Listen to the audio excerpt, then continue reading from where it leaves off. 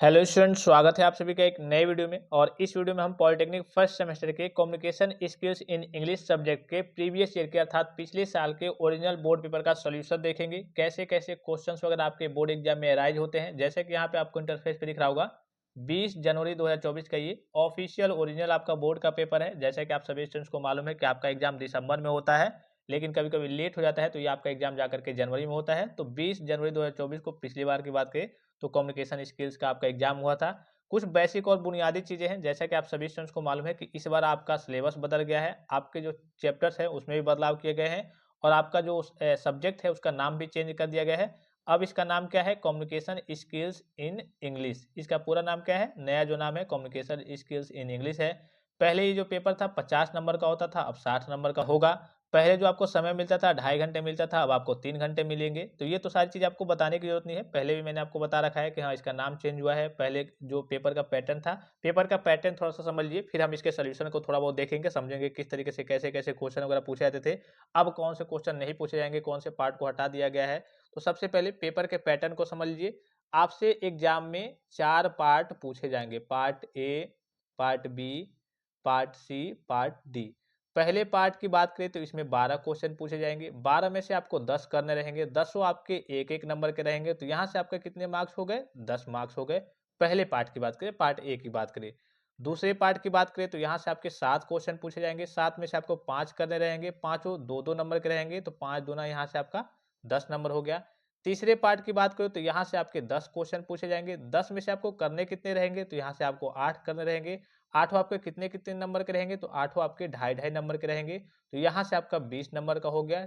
फिर आपका जो पार्ट डी रहेगा, इसमें आपके टोटल जो क्वेश्चन पूछे जाएंगे वो 6 क्वेश्चन पूछे जाएंगे, 6 में से आपको 4 करने रहेंगे, रहेंगे कितने मार्क्स के? तो आपके 5-5 मार्क्स के रहेंगे।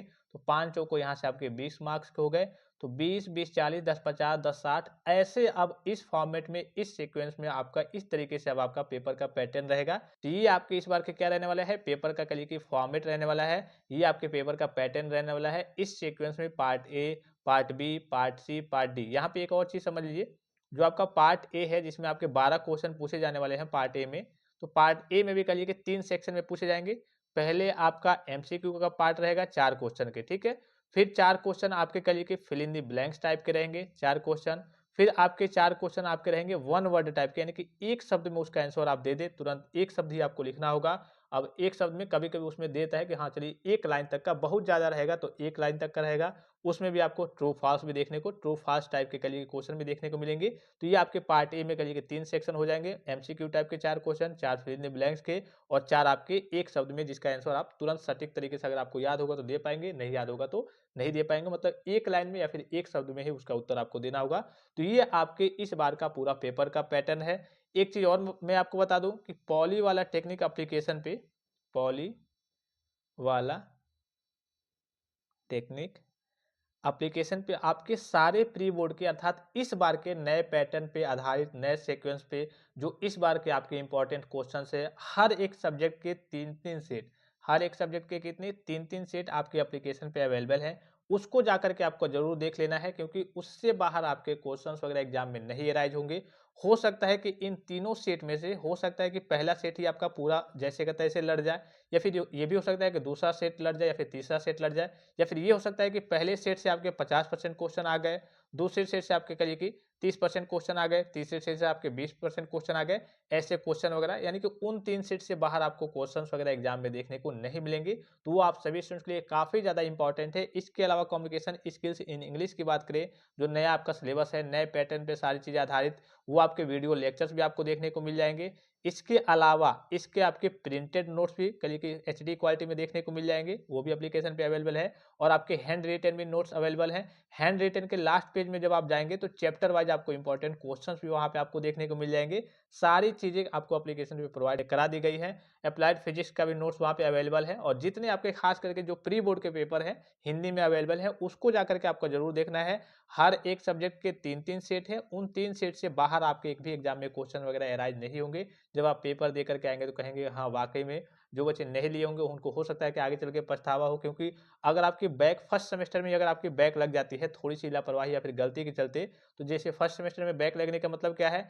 आपका मनोबल डाउन होना, जाहिर सी बात है कि आपका कॉन्फिडेंस लेवल थोड़ा सा डाउन हो जाएगा कि अरे हमारी तो फर्स्ट सेमेस्टर में ही बैक लग गई, अभी तो फर्स्ट सेमेस्टर ही है, आगे चल के पता नहीं क्या होगा। अगर जिन बच्चों की फर्स्ट सेमेस्टर में बैक नहीं लगती है तो उनका कॉन्फिडेंस लेवल हाई रहता है कि अरे हम तो फर्स्ट सेमेस्टर पास कर लिए, अब तो आगे कोई समस्या ही नहीं आने वाली है। तो जो भी आपका प्री बोर्ड का पेपर है उसको जाकर के आप जरूर देख लेंगे। नोट्स वगैरह जितने इंपॉर्टेंट क्वेश्चंस मैं आपको एप्लीकेशन पे प्रोवाइड कराऊंगा उसको आपको देखते रहना है। कम्युनिकेशन स्किल्स इन इंग्लिश के पूरे लेक्चर्स भी आपको एप्लीकेशन पे देखने को मिल जाएंगे और हर एक सब्जेक्ट के पिछले 10 साल के ओरिजिनल बोर्ड पेपर के पीडीएफ भी आपको एप्लीकेशन पे देखने को मिल जाएंगे। वो सारी चीजें आपको एप्लीकेशन पे बहुत पहले ही प्रोवाइड की गई है, तो उसको जाकर के आपको जरूर देख लेना है। अब चूंकि सिलेबस की बात करें तो सभी सब्जेक्ट तो चेंज नहीं हुआ है, कुछ ही कुछ करिए कि हल्का फुल्का करिए कि बदला हुआ है। जैसे कम्युनिकेशन स्किल्स इन इंग्लिश की बात करें तो आपका बेसिक्स ऑफ कम्युनिकेशन के क्वेश्चन पार्ट वगैरह तो ये तो रहेंगे ही रहेंगे। आपका एक्टिव पैसिव तो है ही है, ये सारी चीजें हैं। पंक्चुएशन वगैरह आपका पार्ट्स ऑफ स्पीच ये सारी चीजें हैं। बस जो नया आया है वो क्या आया है, जो आपका यूनिट नंबर सेकंड है इसमें आपका सॉफ्ट स्किल्स और हार्ड स्किल्स आ गया है। सिंपल सा कह लीजिए यूनिट है, काफी आसान सा यूनिट है। तीसरे यूनिट की बात करें तो आपका अनसीन पैसेज ही है, रीडिंग कम्प्रीहेंशन ही है, लेकिन उसमें 4 चैप्टर्स आपके आ गए हैं। जैसे कि आपके प्रोफेशनल डेवलपमेंट ऑफ टेक्नीशियंस हो गया, लीडरशिप और सुपरविजन हो गया, फिर आपका सर सीवी रमन जी के बारे में हो गया, एक और कोई चैप्टर है याद नहीं आ रहा है। फिर आपका जो चौथे यूनिट की बात करें तो चौथे यूनिट में आपका जो प्रोफेशनल राइटिंग हो उसमें पहले क्या था, इसमें अभी आप नीचे देखेंगे पहले केवल आपका पैराग्राफ था, पिक्चर कंपोजिशन था और आपका नोटिस था। अब कहिए कि आपका लेटर आ गया है, नोटिस आ गया है, रिज्यूम आ गया है, मेमोरेंडम आ गया है, ऑफिस ऑर्डर आ गया है, बहुत सारी चीजें ऐड कर दी गई हैं। तो आपके पास इस प्रकार की जानकारी बिल्कुल नहीं होगी, पता नहीं कौन से क्वेश्चन पूछे जाएंगे, मेमोरेंडम पूछा जाएगा या फिर नहीं, लेटर पूछा जाएगा या फिर नहीं, नोटिस पूछा जाएगा या फिर नहीं, रिपोर्ट राइटिंग पूछा जाएगा या फिर नहीं, क्योंकि सभी तो पूछे नहीं जाएंगे, पॉसिबल ही नहीं है कि हाँ सभी 5-5 नंबर में पूछे जाए। पूछे तो 5-5 नंबर वाले 6 क्वेश्चन ही पूछे जाएंगे, 6 में से आपको 4 करना रहेगा। तो कौन कौन से इंपॉर्टेंट है, आप जब प्री बोर्ड का पेपर देखेंगे तो उसमें सारी चीजें आपको देखने को मिल जाएंगी, उसको जाकर के आपको जरूर देख लेना है। चलिए अब इसका सोल्यूशन मैंने आपको फॉर्मेट बता दिया, किस फॉर्मेट में किस तरीके से क्वेश्चन वगैरह अराइज होंगे। जैसे कि यहाँ पे आपको दिख रहा होगा, ये जो सीक्वेंस दिख रहा होगा, इस सीक्वेंस में अब आपके क्वेश्चन नहीं पूछे जाएंगे। मैंने अभी आपको शुरू में जो फॉर्मेट बताया उसी तरीके से पूछे जाएंगे। ये जो पहला वाला फॉर्मेट दिख रहा होगा मार्क्स का, इस तरीके से भी नहीं पूछे जाएंगे, लेकिन क्वेश्चन वगैरह ये तो आपके क्वेश्चन पूछे जा सकते हैं, ये तो लगभग आपके सिलेबस में है पूरा। फिर एक्टिव पैसिव की बात करें तो वो भी आपके सिलेबस में है। देखिए क्वेश्चन कैसे पूछा गया था पिछली बार की बात करें, how language barriers occur and how can we overcome these barriers, यानी कि जो आपका भाषा संबंधी बाधाएं हैं वो कैसे उत्पन्न होती है और इन बाधाओं को कैसे दूर कर सकते हैं। जाहिर सी बात है, मान लीजिए कि आप किसी कंपनी में काम कर रहे हैं और जो सेकंड पर्सन है अर्थात जिसके साथ आप रहते हैं उसको दूसरा लैंग्वेज आता है, आपको दूसरा लैंग्वेज आता है, तो जाहिर सी बात है कि आप संवाद नहीं कर पाएंगे अगर अदर अदर लैंग्वेज रहेंगे तो इसके चलते आपके कहिए कि लैंग्वेज बैरियर क्रिएट होगा। कैसे दूर करेंगे, तो जाहिर सी बात है कि आप जहाँ भी रहते हैं उस हिसाब से उस वहाँ का कहिए कि आपको लोकल लैंग्वेज की जानकारी आपके पास होनी चाहिए, कम्युनिकेशन स्किल्स वगैरह होनी चाहिए, तब जाकर के आप क्या कर पाएंगे, लैंग्वेज बैरियर्स को दूर कर पाएंगे। इसके अलावा नोट्स में आपको पॉइंट बाय पॉइंट सारी चीजें मेंशन करके दे दी गई हैं।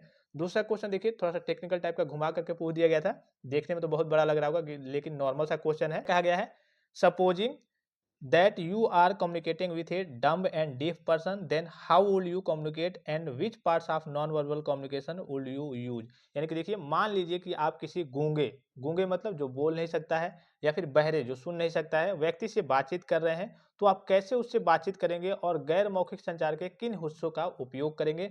जाहिर सी बात है अगर कोई कहिए कि पर्सन है ना ही सुन सकता है और ना ही बोल सकता है, तो उससे आप क्या करेंगे, आप नॉन वर्बली कम्युनिकेट करेंगे। नॉन वर्बली किसे, जेस्चर कम्युनिकेशन, जेस्चर मतलब आप इशारे में बात करेंगे। इशारे में आपका फेस का एक्सप्रेशन हो सकता है, बॉडी का आपका कहिए कि मूवमेंट हो सकता है, फिर आपका कहिए कि आई कांटेक्ट हो सकता है। इसके अलावा आपका लिप रीडिंग, जैसे आप बोलेंगे तो वो हो सकता है कि लिप रीडिंग की सहायता से कुछ बातों को समझ जाए। इस तरीके से आप उसके साथ क्या करेंगे, जेस्चर कम्युनिकेशन करेंगे। फेस टू फेस तो रहेंगे ही, बॉडी का मूवमेंट करेंगे। अब देखिए यहाँ पे एक आता है आपका face to face communication. Face to face में क्या होता है कि आप मौखिक तरीके से संवाद करते हैं, जैसे कि आप मान लीजिए कि खड़े हैं सामने सामने बात कर रहे हैं तो मौखिक तरीके से संचार करते हैं। लेकिन जेस्चर कम्युनिकेशन में आप फेस टू फेस ही कर रहे हैं, लेकिन जेस्चर कम्युनिकेशन में क्या करेंगे, आप इशारे में बात करेंगे, चाहे वो आपके बॉडी का मूवमेंट हो, चाहे आपके हैंड का मूवमेंट हो, चाहे आपके फेस का एक्सप्रेशन हो, चाहे आपके आई का एक्सप्रेशन हो, चाहे आपके आई का मूवमेंट हो, चाहे आपकी लिप रीडिंग वगैरह, आप जो बोल रहे हैं उसको सुन करके देख करके अगला कहिए कि देख करके, सुन करके नहीं, अगला देख करके समझ जाए कि हाँ ये इस चीज के बारे में कहना चाहता है,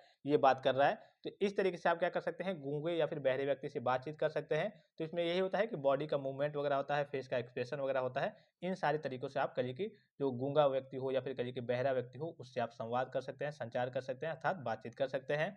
फिर देखिए नेक्स्ट क्वेश्चन, इजी सा क्वेश्चन पूछा गया था, process of communication, sender receiver, encoding decoding, channel, आपका फीडबैक, ये सारी चीजें आ जाएंगी। फिर आपसे पूछा गया था एडवांटेज ऑफ ओरल कम्युनिकेशन, मौखिक संचार के करिए कि लाभ क्या क्या है। यहाँ पे देखिए कभी कभी लाभ भी पूछ देता है, कभी कभी हानि पूछता है, कभी कभी विशेषताएं पूछता है। विशेषताओं की बात करें तो विशेषताएं लगभग लगभग आपके जो लाभ होते हैं वही इनकी विशेषताएं होती है। तो नोट्स में आपने देखा होगा, अगर आपने नोट्स लिया होगा तो वहाँ पे जितने भी आपके कम्युनिकेशन के टाइप्स हो, ऑरल हो, रिटन हो, वर्बल, नॉन वर्बल, आपके gesture, face to face, internal, external, upward, downward, सबके आपके एडवांटेज, डिसएडवांटेज, उद्देश्य और सबकी आपकी विशेषताएं वहाँ पे पॉइंट बाय पॉइंट दी गई है। अब यहाँ पे ओरल कम्युनिकेशन की बात करें, मौखिक संचार की, तो इसमें क्या होता है, इसके लाभ एक ये है कि आपका इमीडिएट फीडबैक, तुरंत आपको कलिए उधर से प्रतिक्रिया आ जाती है, उधर से कलिए की फीडबैक मिल जाता है। अगर मान लीजिए कि आप किसी से बात कर रहे हैं, ये चीज़ पूछना चाहते हैं, तो उधर से तुरंत आपको फीडबैक मिल जाएगा। चाहे आप फ़ोन पे बात करें, चाहे आप डिस्टेंस कम्युनिकेशन, मतलब फ़ोन पे बात करेंगे तो आपका डिस्टेंस कम्युनिकेशन में आ जाएगा। बात तो आप करिए कि ओरल तरीके से कर रहे हैं, मौखिक संचार ही कर रहे हैं, लेकिन आप डिस्टेंस तरीके से कर रहे हैं कि हाँ, फ़ोन पे संवाद कर रहे हैं, दूसरा पर्सन कहीं और है, आप कहीं और है, या फिर आप फेस टू फेस भी संवाद करेंगे, मौखिक संचार करेंगे, तो तुरंत आपको फीडबैक तो इसमें मिल ही जाएगा। इससे क्या होता है, आपके समय की बचत होती है। फिर आपके आपके मन में किसी प्रकार का संदेह नहीं रहता है। आप जैसे जो भी चीज़ आप पूछना चाहते हैं, कोई भी आपके मन में संदेह, जैसे मान लीजिए कि आप रिटन कम्युनिकेशन कर रहे हैं, लेटर आपने किसी को लिख दिया, फिर आपके मन में किसी प्रकार का संदेह है या फिर अगले पर्सन के मन में किसी प्रकार का संदेह है, तो तुरंत उसको फीडबैक नहीं मिल पाएगा। और अगर आप ओरल कम्युनिकेट कर रहे हैं तो तुरंत आपके जो भी डाउट्स वगैरह होंगे तुरंत पूछेंगे, तुरंत आपके डाउट्स वगैरह क्लियर हो जाएंगे। तो बहुत सारे बेनिफिट्स वगैरह इसके होते हैं, आप अपने हिसाब से जितना चाहें उतना लिख सकते हैं। फिर देखिए नेक्स्ट की बात करिए, आपका दिया हुआ है दूसरे में पैसिव वॉइस, एक से एक्टिव वॉइस से पैसिव पैसिव वॉइस में कन्वर्ट करने के लिए। तो इसमें क्या होता है, यहाँ देखिए लगभग लगभग, अब पहले की बात करें तो आपके 4-4 5-5 देते थे, लेकिन अब जहाँ तक उम्मीद है कि 2 या फिर 2 से क्वेश्चन ज़्यादा नहीं देगा, क्योंकि अब बहुत ज़्यादा टॉपिक्स आ गए हैं आपके। जो फोर्थ सेमेस्टर वाले communication skills in English subject था, फोर्थ सेमेस्टर में आपको पढ़ना होता था, वो भी आपका फर्स्ट सेमेस्टर में ही कर दिया गया है। तो इसको देख लीजिए जल्दी जल्दी क्या होगा। यहाँ देखिए, we made him our captain, तो इसका हो जाएगा he was made captain by us, he was made captain by us. दूसरा क्या दिया है, where did you find this matter, तो where was this matter found by you, last में आपका प्रश्नवाचक का चिन्ह रहेगा। तीसरा देखिए, do not change your opinion, तो यहाँ पे देखिए कभी कभी ऑर्डर की बात आती है, रिक्वेस्ट की बात आती है, तो आपको मालूम है कि कभी कभी लेट से भी स्टार्ट होता है, तो let your opinion not be change bye you, या फिर आप इसका ऐसे ही बना सकते हैं कि you are ordered to do not change your opinion. फिर चौथा देखिए, people know that he is a top class conman, top class conman का मतलब ठग टाइप का, चोर टाइप का होता है, तो इसका हो जाएगा it is known to everyone that he was a top class conman. कई सारे आपको मालूम है कि जो आपका एक्टिव वॉइस होता है, तो जो सब्जेक्ट होता है आपका ऑब्जेक्ट में चला जाता है, ऑब्जेक्ट सब्जेक्ट में चला जाता है, हेल्पिंग वर्ब आपका थर्ड फॉर्म में रहता है और उसके बाद से बाय लग जाता है। लेकिन कुछ अलग टाइप की भी चीजें होती है जिसको बनाने का तरीका अलग होता है, जैसे कि यही आपको दिख रहा होगा, people know that he is a top class conman, तो इसका हो जाएगा it is known to everyone that he was a top class conman. फिर देखिए आपका, इसको आप कमेंट बॉक्स में कमेंट करके बताएंगे अगर आपको आता होगा तो, कि इसका क्या होगा। काफी सिंपल सा है, काफी आसान सा है। फिर देखिए यहाँ पे इसी में बी वाले सेक्शन में दिया है, यहाँ पे डायरेक्ट इनडायरेक्ट नरेशन दिया है, तो ये आपके सिलेबस से हटा दिया गया, तो इसको पढ़ने से कोई फायदा नहीं है। फिर यहाँ पे देखिए सी वाले पार्ट में, right to examples of collective noun and abstract noun, तो यहाँ पे देखिए जितने आपके पार्ट्स ऑफ स्पीच हैं, नाउन हो, प्रोनाउन हो, adjective, verb, adverb, preposition, conjunction, interjection, सभी के डिफिनीशन, सभी के टाइप्स के डिफिनीशन और एग्जाम्पल आपको याद होना चाहिए। कोई भी आपसे पूछा जा सकता है, यहाँ पे आपको बताने की जरूरत नहीं, ये तो सिंपल है, लगभग आप 3 या फिर 4th क्लास से ही पढ़ते आ रहे होंगे।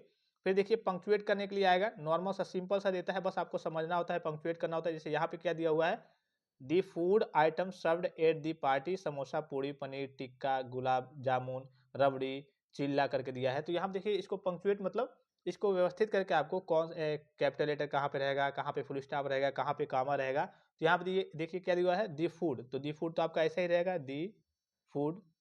फिर आइटम्स, आइटम्स भी आपका ऐसे ही रहेगा, सर्व्ड एट दी पार्टी, ये तो हो गया। उसके बाद से यहाँ पे आपका देखिए कॉलन रहेगा, 2 बिंदु टाइप का रहेगा, कॉलन जिसे कहते हैं। उसके बाद से आपका स्टार्ट होगा, यानी कि जो आपकी पार्टी हुई थी, तो पार्टी में परोसे गए खाद्य पदार्थ में कॉलन आएगा कि हाँ, पार्टी में क्या क्या खाद्य पदार्थ, मतलब खाने वाले पदार्थ परोसे गए थे। तो पार्टी में परोसे गए खाद्य पदार्थ कौन कौन से खाद्य पदार्थ हैं। अब यहाँ पे देखिए समोसा आ गया, पूड़ी आ गया, पनीर आ गया। तो यहाँ पे देखिए समोसा की बात करें तो समोसा का होता है इंग्लिश RISSOL, रिसोल, लेकिन यहाँ पे इंग्लिश ना दे करके डायरेक्टली आपसे समोसा, जैसे आपका पनीर हो गया तो इसका चीज होता है, तो इंग्लिश ना दे करके डायरेक्टली आपसे ऐसे नाम दे दिया है। तो यहाँ पे नाम है तो ये सारे आपके क्या रहेंगे, कैपिटल लेटर से स्टार्ट होंगे। तो आपका हमारा ये समोसा हो गया। फिर लगाएंगे क्या, लगाएंगे कामा लगाएंगे, समोसा के बाद से आपका ये भी कैपिटल में रहेगा, पूड़ी हो गया। फिर कॉमा लगाएंगे। फिर यहाँ पे देखिए पनीर और टिक्का, तो ये आपका पनीर और टिक्का अलग अलग भी होता है और पनीर टिक्का आपका एक में भी होता है, क्योंकि यहाँ पे टिक्का कोई नॉर्मल उतना है नहीं, यहाँ किसी चीज़ का टिक्का होता है, टिक्का या फिर टिक्की कहते हैं, जैसे पनीर टिक्की कहते हैं। तो यहाँ पे पनीर टिक्का आपका एक ही है, तो पनीर टिक्का आप लिख के कॉमा लगाएंगे। फिर आपका देखिए गुलाब भी एक शब्द है, जामुन भी एक शब्द है, लेकिन यहाँ पे गुलाब जामुन एक ही शब्द है। गुलाब जामुन जिसे आप काला जाम कहते हैं या फिर एक तरीके से कह सकते हैं मीठा कली के जाम कह सकते हैं, तो ये आपका हो जाएगा गुलाब जामुन हो जाएगा एक ही में। फिर कॉमा रहेगा, फिर आपका रबड़ी रहेगा, फिर कॉमा रहेगा, फिर आपका चिल्ला करके रहेगा और लास्ट में आपका फुल स्टॉप रहेगा। तो ये आपको पंक्चुएट करने का सिंपल सा होता है, काफी आसान सा होता है कि कहाँ पे कैपिटल लेटर जैसे कभी कभी दिया जाता है, ऐसे दे दिया मान लीजिए कि is Ram going to Agra, क्या राम आगरा जा रहा है। तो यहाँ देखिए बहुत सारे बच्चे नहीं बना पाते हैं, तो सबसे पहले तो यहाँ पे देखिए आपका फर्स्ट लेटर ये तो आपका कहिए कि कैपिटल लेटर में रहेगा, इज जो रहेगा, तो आई आपका कैपिटल लेटर में रहेगा। फिर राम की बात आ गई है यहाँ पे, तो राम आपका क्या है, नाउन है, संज्ञा है, तो ये आपका कैपिटल लेटर से स्टार्ट होगा, इज राम। फिर आपका गोइंग जैसे का तैसे रहेगा, गोइंग टू। फिर आगरा भी आपका नाम आ गया, तो ये भी आपका स्मॉल लेटर से ये था, तो ये भी आपका कैपिटल लेटर से रहेगा, आगरा हो गया। लास्ट में फुल स्टॉप रहेगा या फिर प्रश्नवाचक का चिन्ह रहेगा, तो भाई यहाँ पे प्रश्न की बात हो रही, इंटरोगेटिव, ये आपका सिंपल इंटरोगेटिव सेंटेंस है, तो लास्ट में आपके प्रश्नवाचक का चिन्ह रहेगा। बस यही चीज आपको ध्यान देना होता है, सिंपल सा होता है, आसान सा होता है, थोड़ा बहुत आप दिमाग लगाएंगे तो यहाँ पे कर लेंगे। फिर उसके बाद से नेक्स्ट क्या देता था, यहाँ पे देखिए वर्ब देता था कि वर्ब दे देगा आपको, ठीक है। यहाँ पे अब इसमें कहेगा आपसे, बताइए इसका कौन सा फॉर्म रहेगा, लिव रहेगा, लिविंग रहेगा, लिव्स रहेगा, लिव्ड रहेगा, या फिर हैव बीन लिव्ड रहेगा, हैड बीन लिव्ड रहेगा। ये आपका फॉर्म, सब में फॉर्म दिया रहेगा, इसको आपको फिलअप करना होगा। अभी मैं आपको इसको चलिए बताते चलता हूँ। तो यहाँ पे देखिए I dot dot dot live in this house for 4 years. यहाँ पे देखिए फॉर और सिंस, फॉर और सिंस की बात करें तो ये आपका प्रेजेंट परफेक्ट कॉन्टिन्यूअस या फिर पास्ट परफेक्ट कॉन्टिन्यूअस या फिर फ्यूचर परफेक्ट कॉन्टिन्यूअस में आता है। तो यहाँ पे क्या हो जाएगा, अगर पास्ट प्रेजेंट परफेक्ट कॉन्टिन्यूअस को देख करके बनाते चले यहाँ पे, तो आई हैव बीन, ठीक है, आई के साथ आपका हैव लगेगा। परफेक्ट कॉन्टिन्यूअस के बारे में मालूम होना चाहिए कि हाँ उसमें कौन सा हेल्पिंग वर्ब लगता है। और उसके बाद से लिव है, तो आपको मालूम है कि इसमें आपका जो वर्ब होता है, मेन वर्ब होता है, इसमें आपका आईएनजी लगता है, तो लिव का हो जाएगा living. I have been living in this house, यानी कि मैं इस घर में रह रहा हूँ फॉर 5 ईयर्स, मतलब पिछले 5 साल से मैं इस घर में रह रहा हूँ, तो यहाँ पे आपका आई हैव बीन लिविंग हो जाएगा।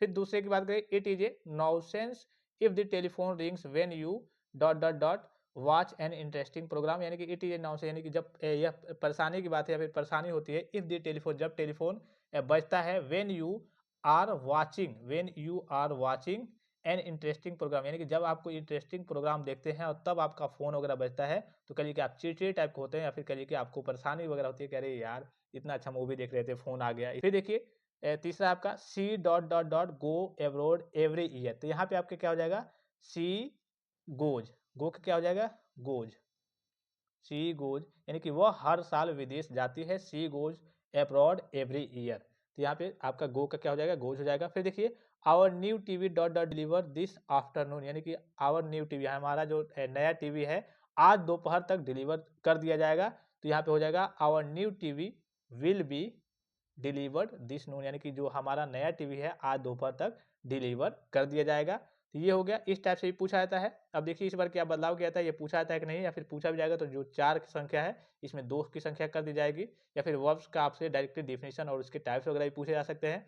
फिर नेक्स्ट देखिए आपसे रीडिंग कम्प्रीहेंशन अनसीन पैसे टाइप का देता है, एक पैसे दे दिया जाएगा, उसको पढ़ करके समझ करके आपको उसका उत्तर वगैरह देना होता है। देखिए बच्चे क्या करते थे, यहाँ से टिक करके यहाँ से टिक करके ऐसे लिखते थे, नहीं, आपको सिंपल सा जो भी क्वेश्चन इसमें आपको पढ़ना होता है, कम से कम 2-3 बार आपको पढ़ना होता है, पढ़ करके जो भी क्वेश्चन पूछे जाएंगे आपको अपने सिंपल सरल और आसान भाषा में आंसर को देना होता है। और इस बार की बात करें तो इसमें 4 चैप्टर्स आ गए हैं, जैसे अनसीन पैसेज में भी आपके रीडिंग कम्प्रीहेंशन में 4 चैप्टर आ गए हैं, professional development of technician, sir CV Raman ji के बारे में, लीडरशिप और सुपरविजन के बारे में, उसी से संबंधित आपके अनसीन पैसेज भी पूछे जाएंगे।